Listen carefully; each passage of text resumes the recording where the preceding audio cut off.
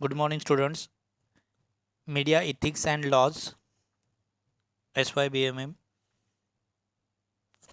Now we are watching the next chapter, that is Judicial Infrastructures. आपका दूसरा chapters है, chapters का नाम है जुडिशियल इंफ्रास्ट्रक्चर्स। तो first of all Indian judicial system के बारे में आपको समझ लेना है कि इंडियन जुडिशियल सिस्टम कैसे काम करती है या क्या काम करती है। ओके, सो हमारे यहाँ पे थ्री टाइप्स कोर्ट्स अवेलेबल है। First one is supreme court, second one is high court and third is district courts. Okay, supreme court, high court and district level courts.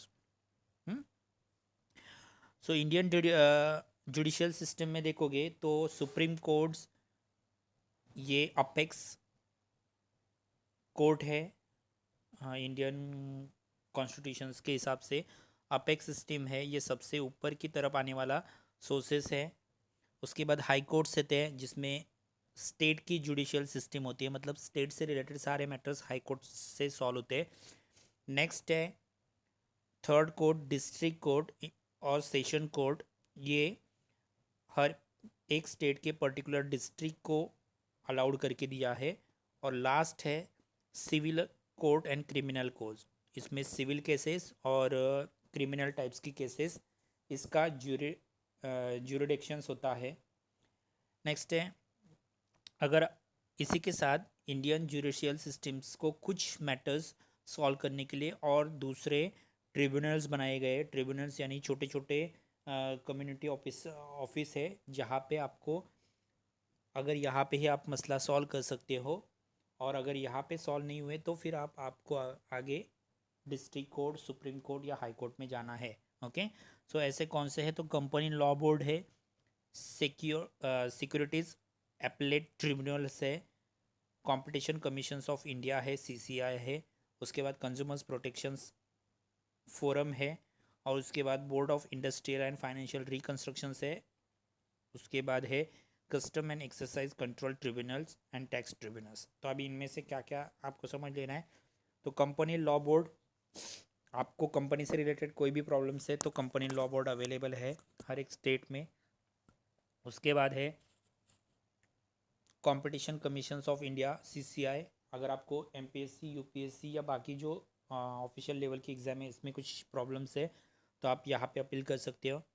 Consumers protection forum, आप लोग जो चीज़ें goods and commodities purchase करते हो उसके लिए consumer protection forum है, अगर प्रोटेक्शन देने के लिए। इंडस्ट्री और फाइनेंस से रिलेटेड कुछ प्रॉब्लम्स है तो आप यहाँ पे जा सकते हो। BIFR नाम की इंस्टीट्यूशन से यहाँ पे जाके आप उनकी कंप्लेंट कर सकते हो किसी भी कंपनी की या इंडस्ट्री की। उसके बाद अगर कस्टम और एक्सरसाइज ड्यूटीज़ में कुछ प्रॉब्लम्स है या टैक्स में कुछ प्रॉब्लम्स है तो उनके लिए custom exercise and tax tribunals के डिपार्टमेंट अवेलेबल है। ओके,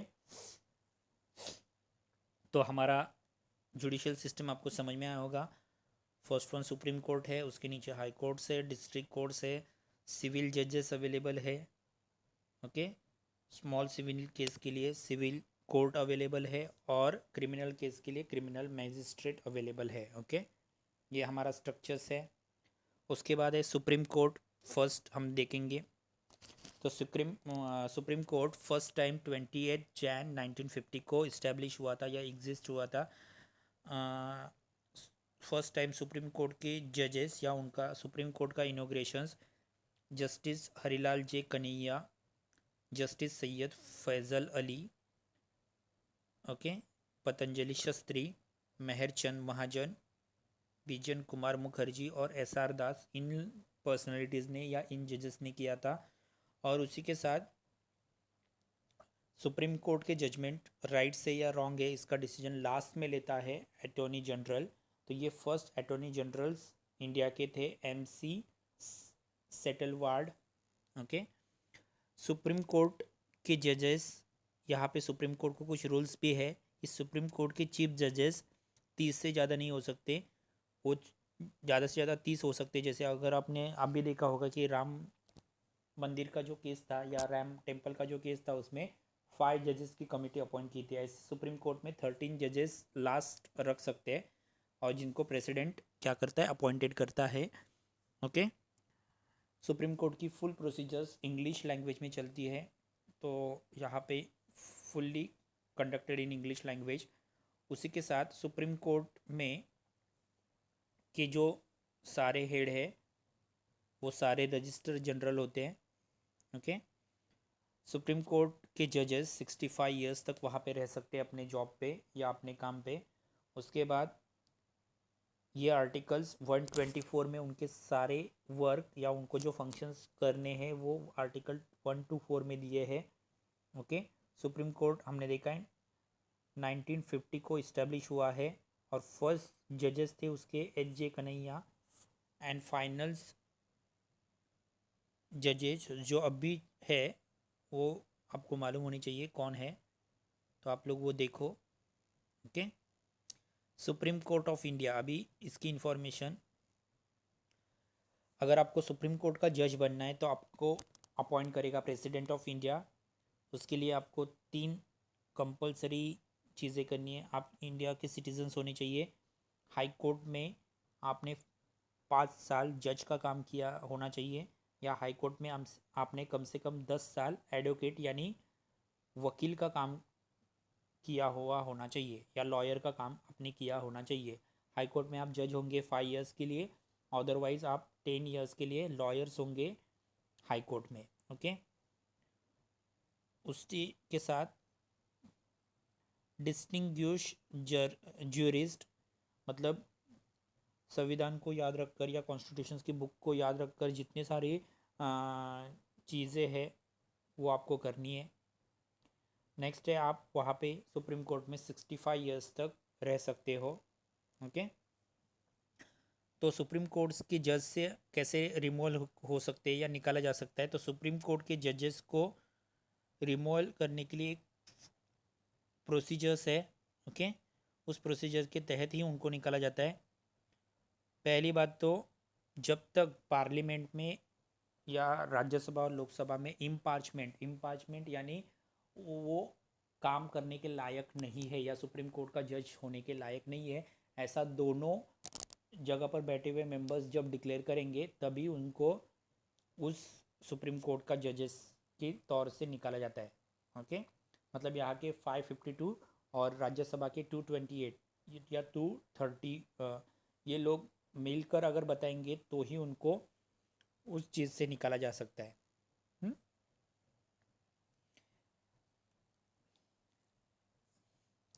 उसी के साथ ये भी याद रखना है कि सुप्रीम कोर्ट के जजेस को प्रेसिडेंट ही निकाल सकता है, प्रेसिडेंट के सिवा और कोई नहीं निकाल सकता।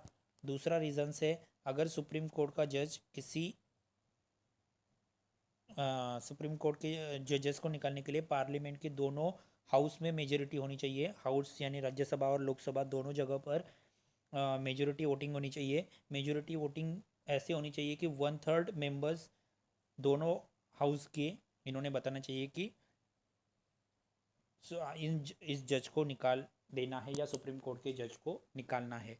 तो दोनों के जो 1/3 मेंबर्स है, मतलब 3 में से 1 मेंबर्स ने ये बोलना चाहिए कि उसको निकालना है। इस तरफ अगर वोटिंग हो गई तो कॉन्स्टिट्यूशन के आर्टिकल नंबर 124 के तहत उनको उस जगह से या उस प्लेस से निकाला जा सकता है। Okay. So you can understood what is the procedures. First one, appointed procedures of Supreme Court judges is uh, this word, the Supreme Court judge appointed by President of India. The 3 things he compulsory should do.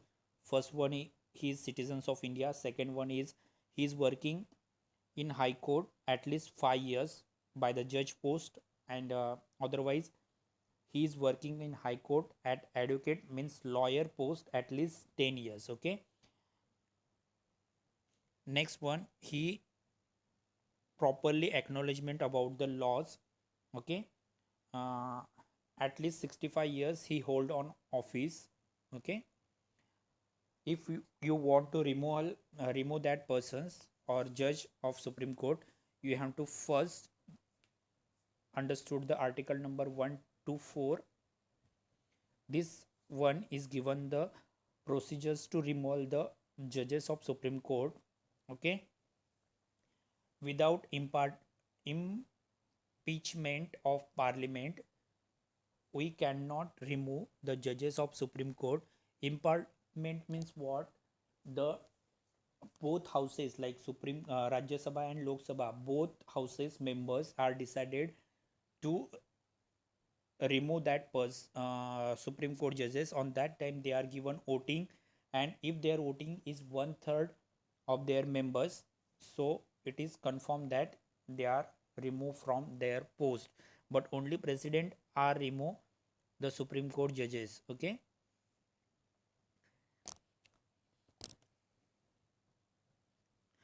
If the Supreme Court judges is not available at time, uh, uh, the other judges are working on their post. So what types of work Supreme Court judges are doing? First, if the president or vice president post is vacant, on that time the Supreme Court judges are working the whole government of country. अगर president और vice president की post vacant हो गई या खुल गई या कम हो गई, तो वो तब नए प्रेसिडेंट या वाइस प्रेसिडेंट सिलेक्ट होने तक सुप्रीम कोर्ट के जजेस उस पोस्ट को या पूरे गवर्नमेंट को संभालने का काम करते हैं. ओके. ऐसा एक इंसिडेंट हुआ था कि जब इंडिया के प्रेसिडेंट जाकिर हुसैन की मौत हुई थी और उस टाइम वाइस प्रेसिडेंट वी गिरी भी प्रेजेंट नहीं थे, तो उस टाइम सुप्रीम कोर्ट के जो जज है हैदत उल्ला, इन्होंने इंडिया के प्रेसिडेंट का काम किया था. ओके. नेक्स्ट रिमोनरेशंस. अभी रिमोनरेशंस क्या है कि अगर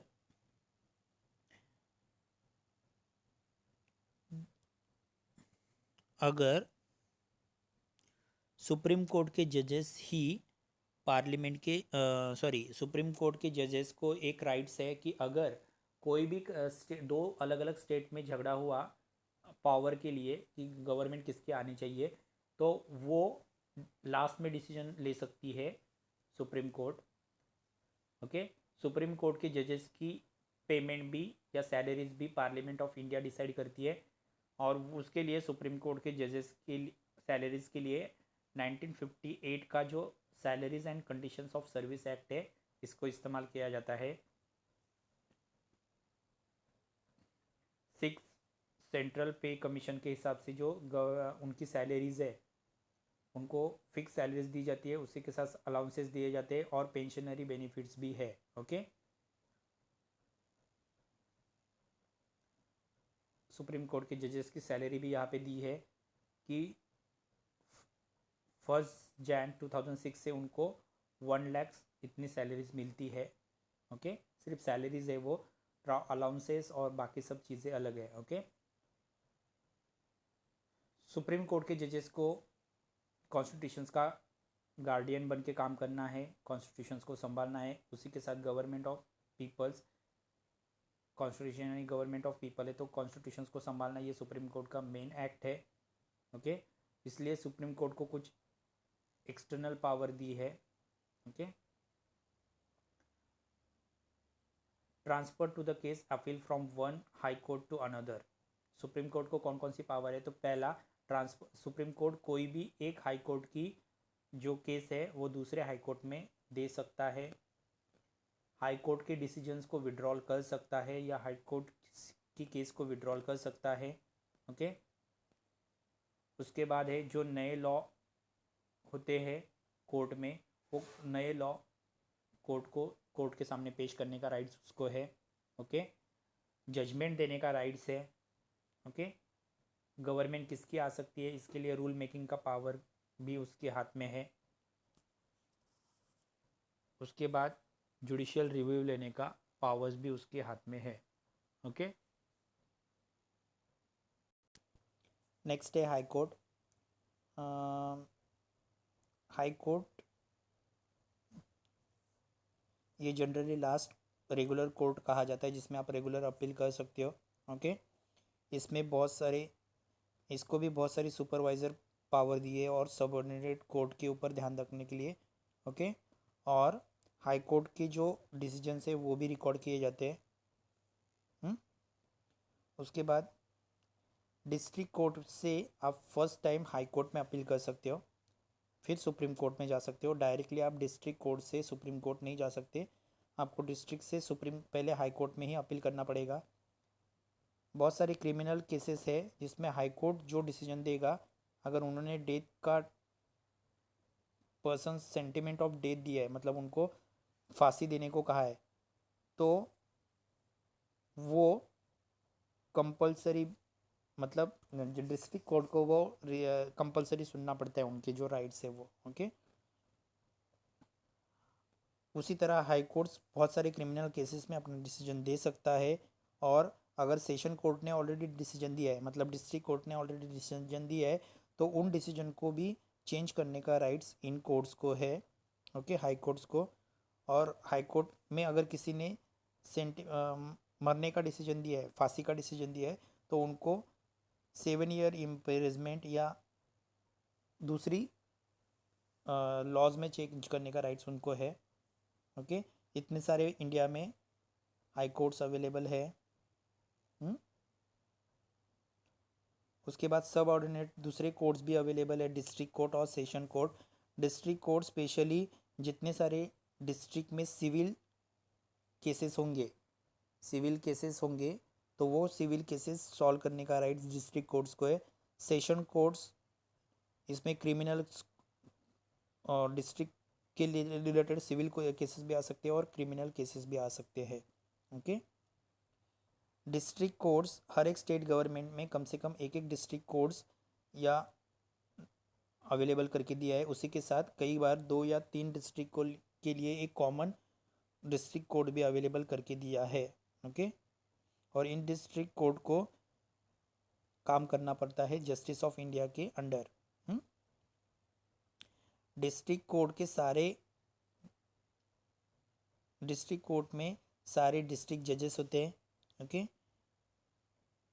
डिस्ट्रिक्ट कोर्ट में डिस्ट्रिक्ट जजेस के साथ और सारे एडिशनल डिस्ट्रिक्ट जजेस और असिस्टेंट डिस्ट्रिक्ट जजेस भी अवेलेबल होते हैं। ओके, तो एक स्टेट के डिस्ट्रिक्ट के अंदर बहुत सारी जो डिस्ट्रिक्ट लेवल के जो सिविल केसेस है और क्रिमिनल केसेस है, उनके डिसीजन डिस्ट्रिक्ट कोर्ट ले सकता है। इनको अपॉइंट करते हैं, डिस्ट्रिक्ट कोर्ट के जजेस को अपॉइंट करता है स्टेट गवर्नमेंट, लेकिन वो इससे पहले हाई कोर्ट से कंसल्ट करता है। हाई कोर्ट ने डिसीजन देने के बाद उन जजेस को वहाँ पे डिस्ट्रिक्ट कोर्ट में रखा जाता है। ओके, डिस्ट्रिक्ट कोर्ट के जजेस बनने के लिए आपको कंपलसरी 7 साल लॉयर बार एसोसिएशन में जो चाहिए वो प्रैक्टिस करनी पड़ती है। मतलब आप कम से कम 7 साल आप लॉयर होने चाहिए किसी भी एक कोर्ट में। ओके, डिस्ट्रिक्ट कोर्ट में जो जगह अगर खाली है, तो सब ऑर्डिनेट कोर्ट के भी डिस्ट्रिक्ट कोर्ट में वो जगह फिल कर सकते हैं। उसके लिए आपको कुछ मिनिमम ईयर्स की काम करना पड़ेगा। उसके बाद है विलेज कोर्ट, जिनको हम पंचायत कहते हैं। ओके, या उसको लोक अदालत भी कहा जाता है। विलेज में ये 2 टाइप्स के कोर्ट अवेलेबल है, एक लोक अदालत होता है और दूसरा न्याय पंचायत। ओके, डिस्प्यूट लेवल या गांव लेवल के, विलेज लेवल के जो डिस्प्यूट है वो सॉल्व करने के लिए ये कोर्ट बनाया गया है। लोक अदालत, इसके बारे में भी समझ लो कि लोक अदालत को पीपल कोर्ट कहा जाता है। ओके, गांव के जो प्रॉब्लम्स है या डिस्प्यूट है वो उनको रिजॉल्व करने के लिए ये पीपल कोर्ट बनाया गया है या लोक अदालत बनाई गई है। लोक अदालत में पंच परमेश्वरम या ग्राम पंचायत के महात्मा गांधी के अंदर जो ग्राम पंचायत बिठाई जाती थी, उस तरह से ये दिमाग में रखकर ये टाइप की सिस्टम चलती है। ओके, लोक अदालत की जो मेन कंसेप्ट है वो पी एन भगवती और जो फॉर्मर जस्टिस चीफ जस्टिस थे, यानी हमारे जो सर न्यायाधीश थे सुप्रीम कोर्ट के, इन्होंने ये लोक अदालत की कंसेप्ट लाई है। ओके, किसी भी एक स्पेशल केस के लिए एक स्पेशल डिसीजन देने का राइट्स लोक अदालत को है। ऐसे फर्स्ट लोक अदालत गुजरात में 14 मार्च 1982 को इस्टेब्लिश हुई थी। ओके, अभी अगर गांव में दो अलग अलग पार्टियां इलेक्शन लड़ रही है तो उनके डिस्प्यूट सॉल्व करने का राइट्स इनको है। ओके, इसमें विटनेस को एग्जामिन नहीं किया जा सकता है। ओके, इसके लिए कोई फ़ीस देनी नहीं पड़ती है। ओके, यहाँ पे अगर कोई निचले कास्ट के लोग हैं या कम दूसरे कास्ट के अलग अलग क्लासेस के लोग हैं उनको स्पीडली जस्टिस मिलता है। ओके, तो लोक अदालत को बाद में स्टेचुटरी स्टेटस भी दिया गया है, गवर्नमेंट ने ये लोक अदालत एक्सेप्ट भी की है। ओके, तो ये है इंडियन जुडिशियल सिस्टम। आगे का पार्ट हम नेक्स्ट लेक्चर में देखेंगे। आप आई होप आपको समझ में आया होगा। आपको इजी लैंग्वेज में ये देने की कोशिश की है। You can understood your own language. This is the subject of media laws and ethics.